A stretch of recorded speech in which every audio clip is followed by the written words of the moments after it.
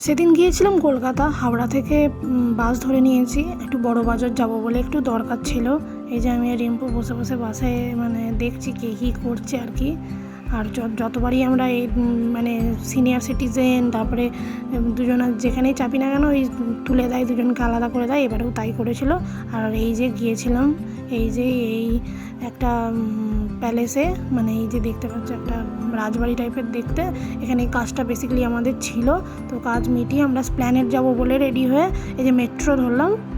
Metro এত ভিড়, দাঁড়িয়ে দাঁড়িয়ে মানে পা ব্যথা হয়ে যাচ্ছিলো, যদিও বা একটুখানি, তবুও এই যে মেট্রো মানে প্ল্যান চলে এসছে।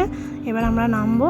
নেমেই তখন কিন্তু দুপুর প্রায় 2-3 বেজে গেছিলো, তাই খুব খিদে পেয়েছিলো। তাই হাতের কাছে যাই পেয়েছিলাম, এই যে ছোলে ভাটুরা পেয়েছিলাম, ছোলে ভাটুরাই খেয়ে পেটটাকে অন্তত শান্তি করলাম। তারপরে খেয়েছিলাম ফুচকা। কলকাতার ফুচকা তো জানো খুবই টেস্টি।